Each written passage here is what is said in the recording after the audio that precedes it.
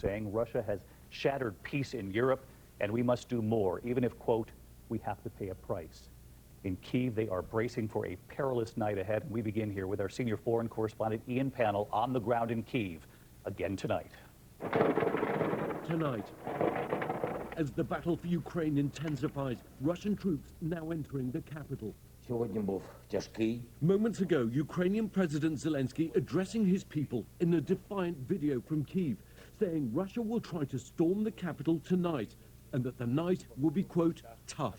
Authorities have handed out 18,000 weapons to civilians to help in the fight, and residents were told to make Molotov cocktails. Men aged 18 to 60 called up to fight, not allowed to leave the country. Disturbing new video circulating on social media shows a military vehicle crushing a car. Explosions over Kyiv also posted online, showing just how perilous the situation is. At a Kyiv train station today, gunfire heard as crowds trying to flee the city force their way onto trains. Once again, air raid sirens are ringing out across the capital, Kyiv. Although there's been a lull in the fighting for the last couple of hours, the fears are that the Russians have been resupplying and are ready to mount a real attack inside the city. We watched as troops ran through the streets, taking up positions to defend the city. Alexei Goncharenko may be a prominent lawmaker here, but today he's one more citizen with a gun. I don't want to fight. I'm not soldier. I'm not professional military man. But I am not ready to capitulate. That's the difference. The city bearing the scars of war already. An apartment block hit by an unidentified aircraft. As firefighters arrived, Oksana cleaning up the rubble of her wrecked home. She was sleeping when the building was hit. Her daughter singing the national anthem.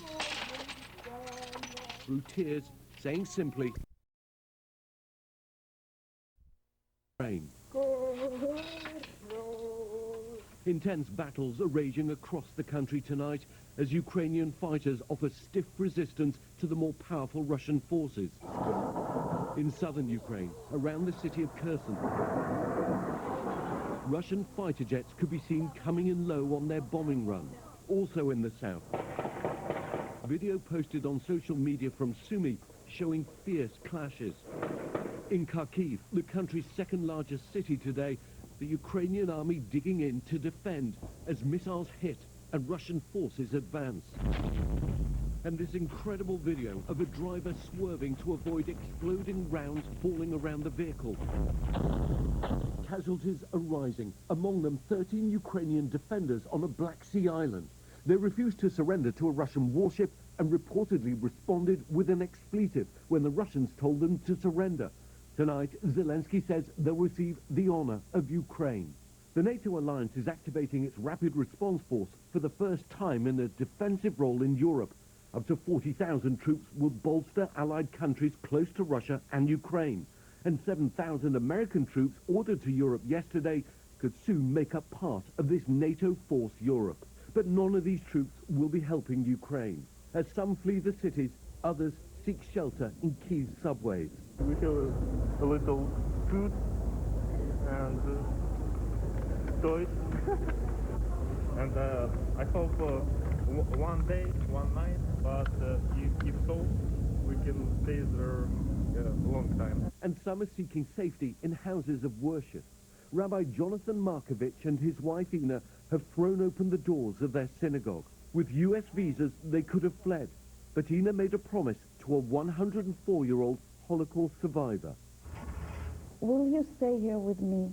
I fought the Nazis, and I don't know what's coming. Oh, wow. She's 104 years old. So she's lived through the Nazis, Yes. and now she's afraid of the Russians. And tonight, a long and bloody battle looks unavoidable. And Ian Pannell joined us live from Kyiv again tonight. Ian, we know the president of Ukraine issuing that grim warning just a short time ago that the Russians could very well try to storm the capital tonight. That other detail that you reported, men 18 to 60 not allowed to leave the country. Families told to take action to make Molotov cocktails to protect themselves. And tonight it would appear that in many parts of the country, the Russians are facing a stiffer resistance from Ukrainian fighters than they expected. Yeah, I think that's very right. I mean, a senior official telling ABC News that the first 2 days have not gone as well as the Russians expected, though it is now believed that they could try to take Kiev for the final push tomorrow. Again, Zelensky thinking that it could happen tonight, and we have been hearing the distinct sound of battles taking place inside the city. Meanwhile, I think we're seeing early signs of potential talks between the Ukrainians and Russians, but it's likely not talking that's going to dominate the coming hours, but fighting. David? Ian Panel leading us off again tonight. Ian, we thank you and the team, and of course, please stay safe. And the breaking development late today from the White House, President Biden is now planning to impose new sanctions on Vladimir Putin himself and on Russian Foreign Minister Sergei Lavrov. Let's get right to our chief White House correspondent, Cecilia Vega. She's live at the White House tonight. Cecilia, what have you learned? Yeah, David, this information is just coming in right now. So we know that the president made this decision just within the last 24 hours, that he's doing this along with EU partners, really the show of force and being united against what the Kremlin is doing there in the UK. Press secretary telling me late this afternoon that this is meant to send a clear message about the strength of allies and their opposition to Russia right now. But David, I've got to tell you, the experts that we've talked to say this is largely a symbolic move to sanction Putin personally. It's going to include a travel ban, banning him from coming into the country. Clearly, that wasn't on the agenda anytime soon. As for his money, you know, he's notoriously secretive about that. It's unclear how much he has. It's unclear where he keeps his assets.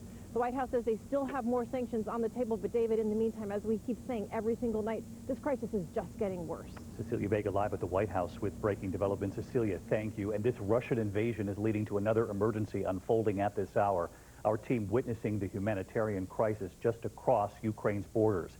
The UN already estimating tonight hundreds of thousands are on the move, desperate crowds at train stations and at border crossings.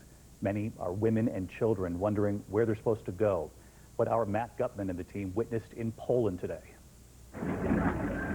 They are pressed up against checkpoints in Slovakia and pouring into Polish train stations. Tonight, the UN says hundreds of thousands of Ukrainians are on the move. Among them, American Juan Tek, his Ukrainian wife Alana, their son, and the boy's grandmother, making a 30-hour trek from Kiev to the Polish border. And I want to come back, but I don't know if we're going to come back. This is Juan. Finally, we met the family today just moments after they crossed into Poland. It was hard to realize it, that it happened, that somebody actually is going to bomb us in modern words, you know? Juan able to leave because he's American. But Ukrainian men 18 to 60 of fighting age are ordered to stay to help repel the Russian invasion. Anna's husband forced to turn back by Ukrainian authorities at the border after 40 hours on the road. So he had to leave the car and the family and go back? What was that like? And inside this train station in Poland, parents holding their children holding stuffed animals. Refugees sleeping everywhere. And this grandmother safe, but still sobbing.